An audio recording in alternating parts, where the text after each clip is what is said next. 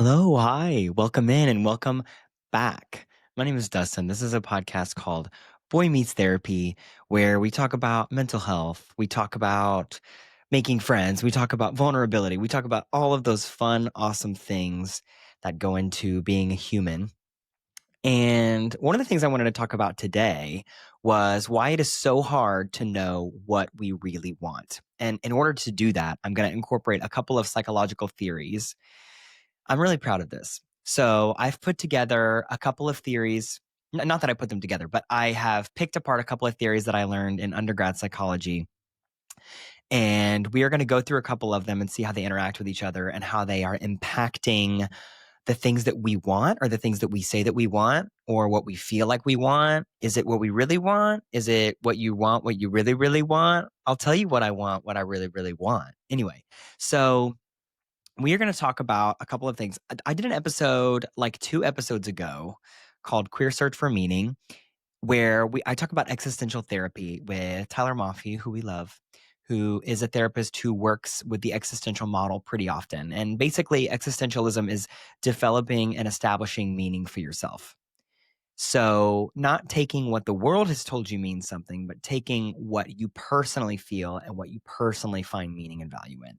And so with that, I thought it was going to be important to do a follow-up because I got some messages from people that were saying that they're like, how do I know what I even want? Or what I thought I wanted at this age is what I don't want at this age. And there's all these things going on. So I thought, why don't I put something together where I incorporate a bunch of psychological theories, so I'm not just, again, talking out of my ass, and we can kind of talk about,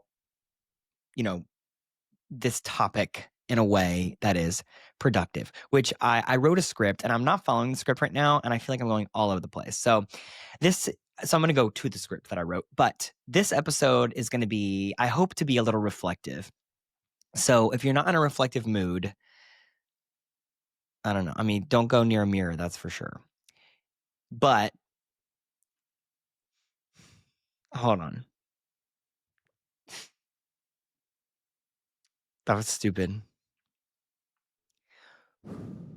Okay. So I'm gonna go right into this. I'm not gonna restart this opening. I tell you, I restart openings all the time because I start and then I say something silly and I'm like, no, I'm gonna take that out and I restart it. I'm practicing not doing that. This is vulnerability. So I'm gonna look past that statement I just made, and I would ask you to look past it as well. So what I kind of wanted to introduce this with was thinking about the feeling when somebody asks you what you want. So we're going a little deeper here. So we're not talking about like, what do you want for dinner or something like that. So we're talking about when you think about a relationship, when you think about a career, when you think about your life in general, when you think about, where you want to travel, these are kind of like big decisions that we make that really incorporate our desires and blah, blah, blah, blah, blah. So when someone asks you, we're going to use this one specific example of career. We're going to go with that one. When someone asks you, what do you want to do for work? A lot of times our first reaction is, oh, I want to make a lot of money. I'm not talking about that. Of course, everybody wants to make a lot of money. We know that. But I'm talking about doing what you desire and thinking about where the desire comes from. So for me, when I was younger, I really, really wanted to be a teacher when I was a kid. I had like a whiteboard in my like room and I would pretend to be teacher and blah, blah, blah, blah, blah. And as I got older, for a while, I thought I wanted to be a teacher. Actually, whenever I first enrolled in college, my major was education. I changed that, obviously, but that was what I was going into. And I had a kind of a moment where I was like, wait a minute, is this what I actually want? And if you're thinking, where did that come from, Dustin? Which I think a teacher is a pretty common profession that people, when they're younger, they want to be. My mother was a teacher. And so a lot of her friends were teachers. So I was always around teachers and in classrooms and all this stuff, not just my own experience in school. So naturally, I think what I developed was this desire I want to be a teacher. I want to be like mom. I think that's a lot of things that a lot of us do. They look at what their parents do and they say, I want to do that. And for me, I was no different in that. But I think where we're getting to with what we desire and what I'm going for with this episode is thinking about, if we take that example, why do I want to be a teacher? Do I want to be a teacher because I have a passion for working with kids? Do I want to be a teacher because I really enjoy, topics of history or science or things that would be taught in a classroom? Do I really want to, do I really have a passion for educating? Is that where that's coming from? Or am I looking into this profession because this is what I know and what I've seen, and what, for some people, what their parents do is almost what they're expected to do? So when we think about what you want, that conversation gets a little deeper when we start to think about those things, right? Let's say I decide, okay, I'm going to be a teacher, and I get into teaching, and I go to college, and I'm teaching school. And then I realize I don't really like the hours, because, to be honest with you, teachers have pretty good hours, but they get up pretty early. So let's say I'm like a night owl, and I'm like, hey, I don't really want to get up at like 5 a.m. Like, I don't like that. That'd be something to consider, right? So if we go further into the subject that we're teaching, let's say when I was in school, I studied to teach history. And then now I'm kind of feeling like I want to teach English or math or something. I don't know. You get where I'm going. We're branching out about all of these other things when it comes to just this one topic. So there are a lot of things to consider when we think about what we want and what we desire.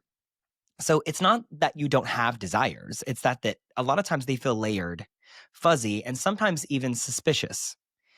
You second guess them. Do I really want this, or do I just think that I should want this?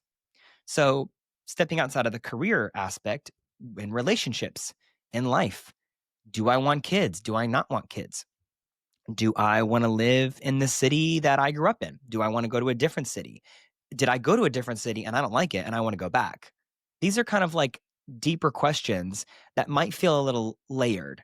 And even sometimes they might feel suspicious. That's an interesting word, isn't it? But I think when we think about it, me, for example, I live in New York and the rest of my family lives in Georgia. And I made like the conscious decision to move to New York because that's like where I wanted to go, what I wanted to do. And so when I say the word suspicious, what if I have family that are like kind of implying like, we need you to come back, or we want you to come back, or blah, blah, blah, or, I don't know.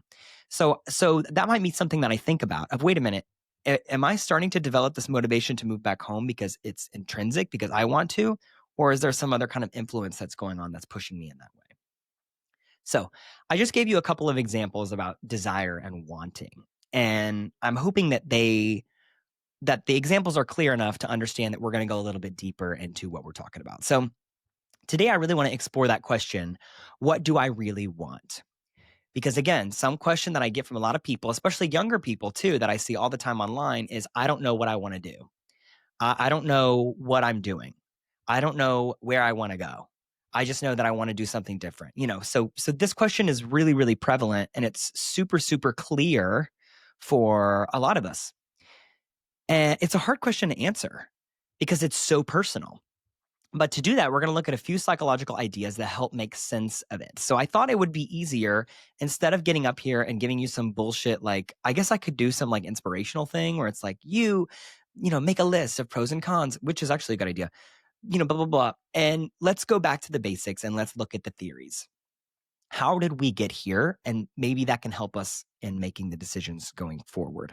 So if you're a little lost and you don't know what you're doing with your life, or there's aspects of your life that you're like, I don't know what I really want in this department, whether that's a relationship, a job, I'm hoping that this conversation will be helpful to you. And if not, then just listen. Maybe you can reassess some things, or maybe you can think, wait, is this what I actually want? I don't know. So we'll figure it out. So to do this, we're going to look at a few psychological ideas that help make sense of it. So we're going to look at the self-determination theory, object relations and attachment theory, and queer identity development model. The queer identity development model typically shows how authenticity takes time. And this episode isn't clearly geared towards queer people, but I wanted to incorporate a queerness aspect in there because that's where my heart is. So more than these theories, this is really about the tension between two things. And those things are desire and conditioning. So that is essentially what feels good versus what feels safe. So take a moment to like think about those concepts for a second, because we're going to go into them. So part one here, we're going to jump right into self-determination theory. So this is why our motivations might get hijacked. So let's start with this framework. again, self-determination theory. This was developed by psychologists Edward Deci and Richard Ryan around 2000. They found that humans have 3 basic psychological needs. Okay. This is autonomy, competence, and relatedness. So, what does that mean? Autonomy means exactly what it is. It means having agency. It means feeling like your choices are self-directed and they're aligned with your values. Competence means feeling capable and effective in the things that you do. Relatedness means what it sounds like, feeling connected, related to, and cared for by others. So when these 3 needs are, the theory goes, when these 3 needs are met, we feel internally motivated. We do things because they feel meaningful. But when they're blocked, our motivation becomes external or introjected, meaning we do things to gain approval, avoid guilt, or prove our worth. That's where a lot of us get stuck.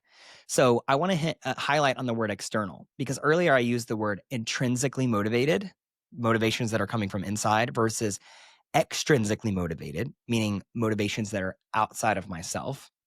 And I want to look at those 2 things for a little bit going into this next part. So let's think about how much life is built on earning validation, which a lot of it is. And I'm not saying that this is all terrible, because validation is really feels really good. And I would argue that we need validation to to an extent. There's times when I'm like, no, I need to feel validated on this. But I want you to think about how much life is built on earning validation. That's things like praise from your parents. That's things like grades in school. That could be likes online, admiration in a relationship. We are rewarded for aligning with expectations, not necessarily for listening inward. I'm going to give you a quick example on this. So I have a friend who's very hot. Very hot. And she, yes, it's a she, because you thought I was going to say he, and you thought wrong, because I wasn't going to say that. Anyway, and she was talking to me the other day about, she's really into photography. And so she loves doing things like taking pictures of sunsets, all that stuff. She lives in Brooklyn. So she lives near a place in Brooklyn called Domino Park. Domino Park is this park in Brooklyn. If you don't know it, you should look it up. It is basically a place in New York where you can look from Brooklyn into Manhattan and you can see all of Manhattan. And it's like really beautiful. It's like really incredible. And at nighttime, it's I would say it's more beautiful at nighttime, because you really get the lights and you just get this like whole view. And people go to the park and they just sit there and they do whatever. And so my friend, who I will not name, likes to post pictures of this, because she likes to go up to Domino Park and like hang out, smoke weed. I didn't say that. I'm not saying who she is, but that's what she does. You know it. And if you're watching this, you know that's what you do up there. Talking shit. Like, I just want to go look. No, I know you're smoking weed. Anyway. Anyway. So she loves to post these pictures on her Instagram that she takes. And she has all these pictures she showed me. And she's like, this is incredible. This is beautiful. This is the thing.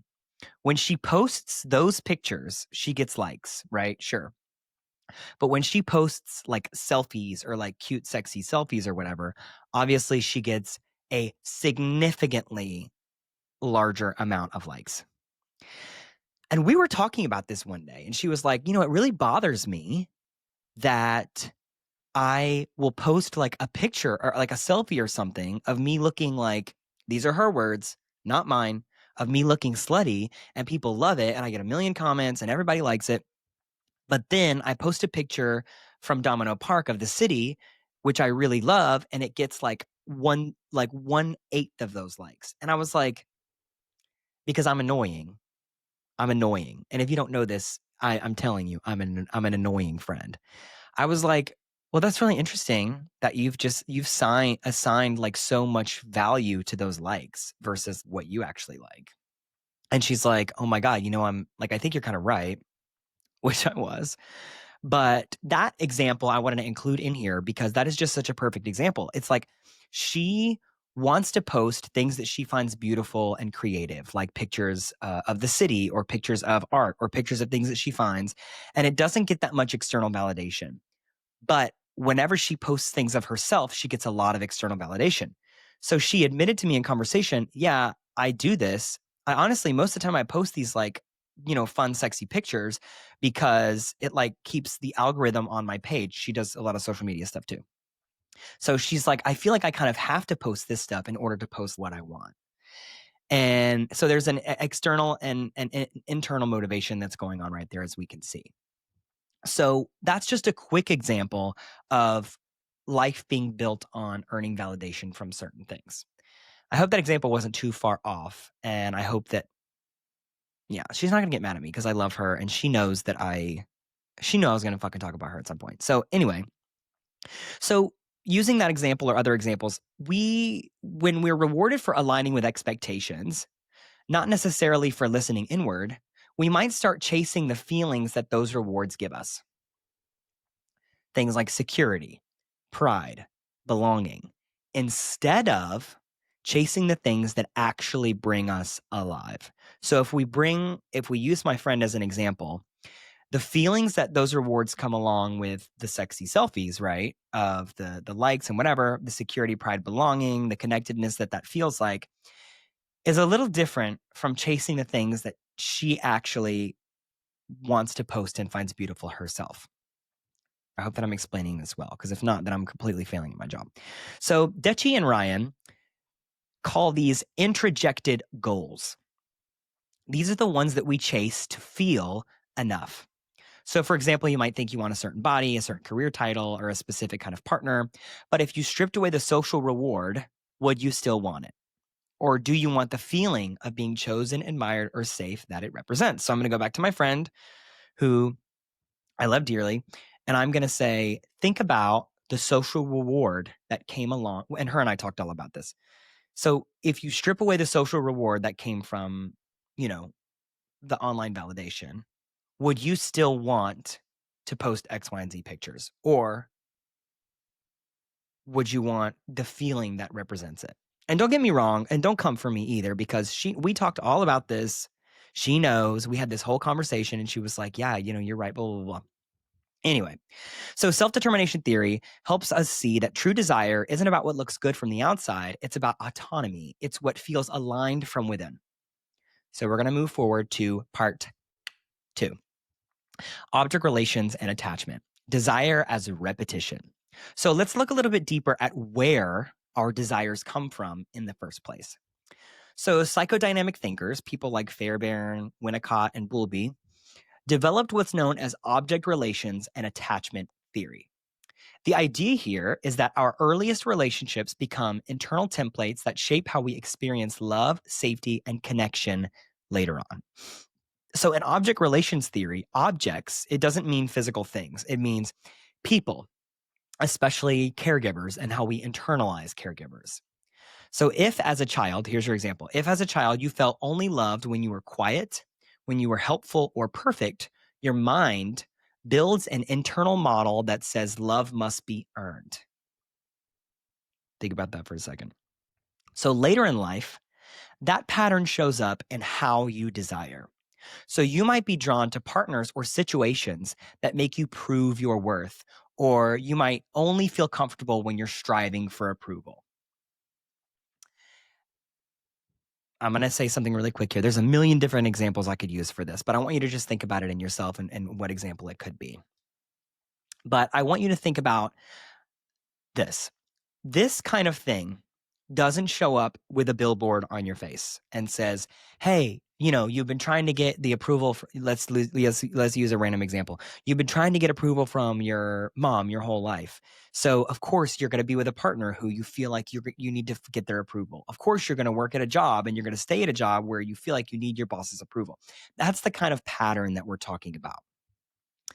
So, and that pattern can be a million different ways, right? It could show up in a million different things, and it doesn't always look like trying to prove your worth. There's a lot of other things that it can be, but a lot of times it's unconscious, and there's not a billboard on your head that says this is what's happening. A lot of times when you go into therapy and you're working with a clinician or you're working with someone or whatever, or you're being really insightful in general, you might start to recognize patterns that you have in relationships that you didn't recognize before.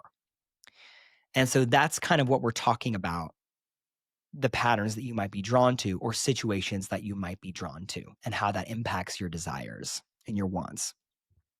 So attachment theory adds to this by explaining how secure or insecure bonds form. And a lot of us have heard of this, secure attachment, insecure attachment, disorganized. We've heard about those things. So if your early caregivers were reliable and attuned, you probably developed a secure attachment.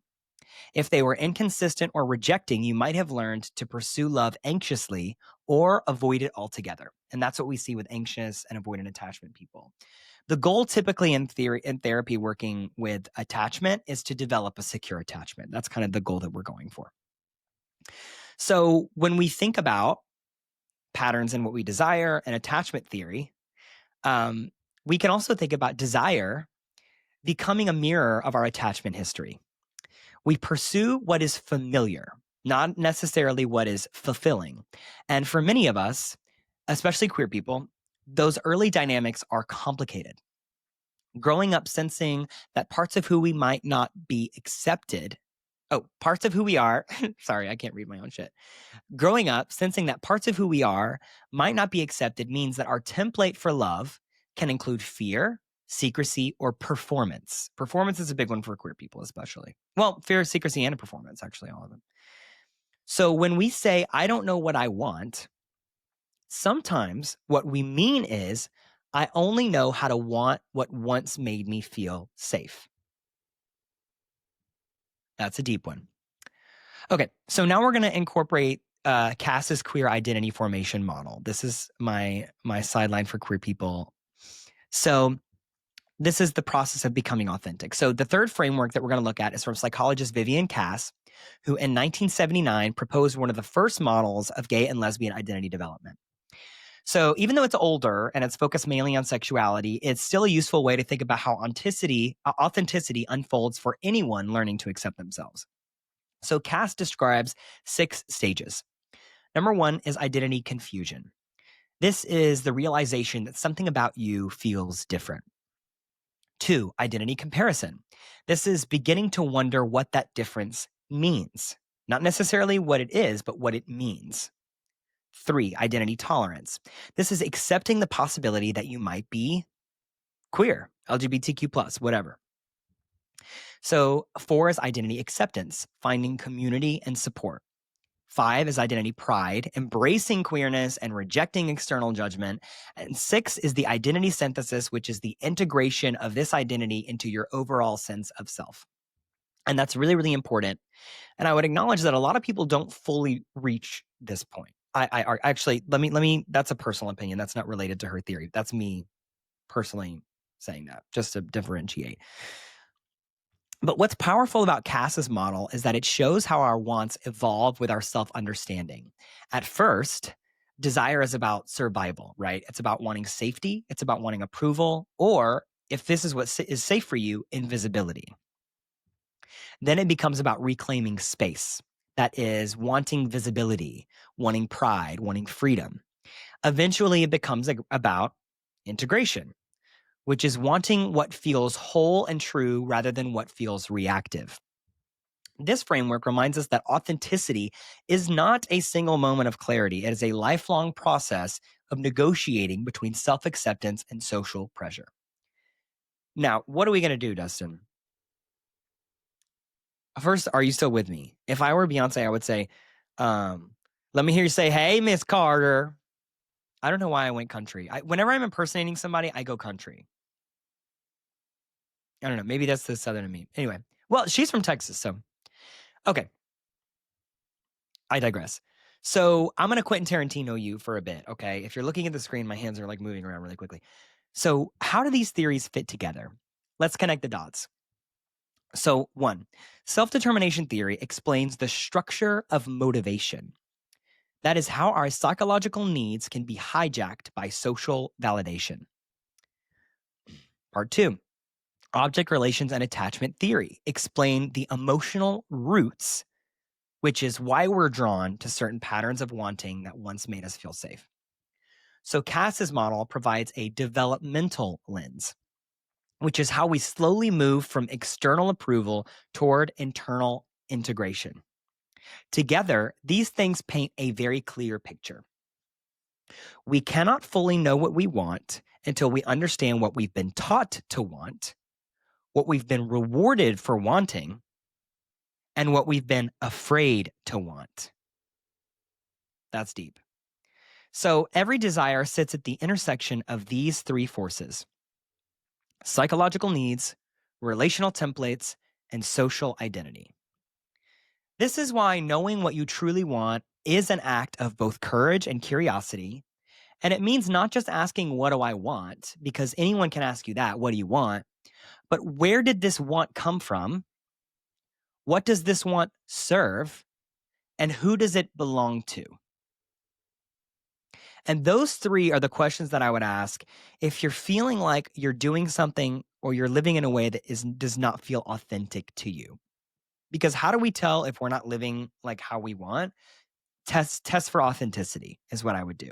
Does this feel natural or authentic to me? And if it doesn't, let's look at a few things. I'm going to go back to the example that I made before with me when I was a teacher wanting to be a kid. Let's say I become a teacher because that's what I, have wanted to do. The reward was a lot of the validation that I received from family and blah, blah, blah, all this stuff. So I become a teacher, and then I realize 3 years into my teaching career, I am not enjoying this. Like, I'm finding myself being kind of miserable. I am sad. Well, maybe not sad, but I don't enjoy my work. I'm not motivated to do things at work. I'm kind of dreading it, blah, blah, blah, all these things. So, but then I might say something that's contradictory, right? Like, but this is what I really wanted to do. I always wanted to be a teacher. Like, this is what I wanted my whole life. So there's some uncomfortability there, right? Because on the one hand, I'm not happy doing this thing. I'm not actually satisfied, but I have this other conflicting belief that is, I'm doing what I love and this is what I've always wanted to do. So let's break that down with these three questions, right? And you can use this in any area of your life, not just career, but relationships. If you find that you're not happy in a relationship, but, oh no, this is the perfect guy for me, blah, blah, blah, you can use this framework. So I would ask, using the teaching example, where did this want come from? When I say this is all I've ever wanted, when I think about being a teacher, where did this come from? Where did it originate? Why did I start wanting to be a teacher? What does it serve? What does me being a teacher serve? And one of the things I want to include is, does it serve satisfying some younger version of myself who I no longer am anymore? Because people don't think about that. They don't think about, oh, my 12-year-old self would be so proud of me right now. Yeah, but you're not 12. You're an adult who has a bigger and more conclusive understanding of the world. So, that's something to consider as well. So this third question, who does it belong to? Me wanting to be a teacher, right? Who does it belong to? Was that ever something that I really wanted? Or was that something that I saw a parent or a figure doing it and the other people in my life doing it. And so that's where that want originated from. So I wanted to use the teaching example here because, because I thought it was like a pretty clear-cut example. And a lot of people feel this way when they think about, like, my mom was a lawyer, I want to be a lawyer, or like my dad was a whatever, like I want to do that, or my grandma, something like that. And it's not to say that it's bad. And to be honest with you, sometimes a lot of people do find their, like, what they want to do and what they see people they see around them. But I just want to ask if you're experiencing some discomfort or just some distress to kind of think about those three things. So reflection and integration. So how do we start untangling all of this stuff? Dustin, you've been talking for a long time. I've heard your voice for a minute. So get to the point. So you don't have to figure out your true desires overnight. And to argue with you, I would say that you can't. Like, this is going to take time. So I would start by observing your impulses. When you want something, I would ask yourself, does this feel expansive or tightening in my body? I can't believe I said in my body. That's such a therapy thing. It could be metaphorically as well, whatever. So here's another question. If no one else saw me do this, would I still want it? That's the thing. Or think about the three needs that were mentioned in self-determination theory. What need, autonomy, competence, or relatedness, is this desire trying to meet? Or also, is there another way I could meet it? Does this pattern, here's the last question. Does this pattern feel familiar from somewhere earlier in my life? That's a big one. Sometimes our confusion isn't a problem to fix. It is just information. And I say this to people all the time. Sometimes a situation is just information. Sometimes our reaction to something or someone's reaction to us is information that we can use. Information, okay, I shouldn't have said it that way, is information that we can use to help us better ourselves in the future, right? So the confusion sometimes is showing us the places where autonomy and safety are still negotiating, because these parts still negotiate with themselves, right? Obviously, I want to be truly authentic to myself, but I might be in a situation where true authenticity is actually not safe. And this is something I want to make a side note that a lot of trans people experience, is that authenticity for trans people that are living in certain environments may not be safe. So when we talk about autonomy and safety, there's a negotiation sometimes that happens there. And that's a whole other topic to consider, but just something to think about. So desire becomes clearer when you make space. If you can't see it, I'm doing the Ariana Grande thing. It's information. And Cynthia Erivo. Sorry, I did not mean to forget Cynthia Erivo. I did not mean to forget her. Don't come for me. Don't come for me, Wicked fans. It's so where's my script? Okay, yeah. Desire becomes clear when you make space for silence, when you stop performing worthiness and start listening inward. Think about that phrase too, performing worthiness. Am I performing worthiness? That's a big one too. And start listening inward. If you're queer, this process can be especially layered. Authentic wanting may have felt unsafe at one point, so be gentle with yourself. Confusion can be a form of protection. If you don't fall under the queer umbrella, then this process is also layered. So I want you to just consider that as well. Over time, as safety and self-trust grow, the static around your desires will begin to clear, and you will start to recognize the difference between what the world wants from you and what your soul wants for you. Now, when I wrote that, clock myself. You start to recognize the difference between what the world wants from you and what your soul wants for you. When I wrote that, I was thinking about that Oprah Winfrey line where she says, "Were you silent or were you silenced?" And I wanted it to be deep, but now that I'm like actually saying it, I'm like, Dustin, just chill. Okay. Closing reflection is this. If you're still with me, bless your heart, because my brain is like all over the place. Closing reflection is this. Maybe the goal is not to have all your desires figured out. Maybe the goal is to build a relationship with your wanting, to get curious, patient, and compassionate with it. If you didn't see me, I was pointing my finger at the screen when I said patient, because patience is a virtue and it is really fucking hard to have sometimes. So what you want is not just about goals and outcomes. It's a reflection of how safe you feel to be yourself. The more safety you build internally and within a community, the more authentic your wants will become. And that, I think, is the quiet power of healing. Enter like a harp or something here. Not that it gives us new desires, but it helps us finally trust the ones that we have had all along. So, I hope you got something from that. If you did, I'm happy. I really, really like to push this idea of making decisions for ourselves and exploring our wants. But then again, how do we do that if we don't know where our wants came from or even whose they are? What if they're not our own? So I want to encourage you to do that. Also, if you've enjoyed this episode, we are coming to the end. If you've enjoyed this episode or this podcast in general, please follow us, rate us 5 stars, leave a comment, all that stuff. I know it sounds corny. I hate saying it. But I have to say it because that's how the algorithm works. That's the world that we live in. That is the what need are you trying to meet, Dustin, by saying leave a review or something? Something to think about. Anyway, I hope you got something from this. Genuinely, I really do. And I want to shout out myself. My birthday was last week. I turned 30. 32. I don't know about you, but I'm feeling 32. It's funny because I remember playing that song when I turned 22, and I didn't play it at 32, but a new Taylor Swift album did come out. And tell me what your favorites are. I really like Elizabeth Taylor. I really love that one. That one's, I think, probably my favorite. But anyway, with that, I'm going to leave you, and I'm going to hope that you have a wonderful evening, and I'm going to hope that this made some kind of impact on your life. And if it did, share it with someone, share it with whoever. Anyway, my name is Dustin. This is Boy Meets Therapy. Woo! Thanks for coming on, and bye.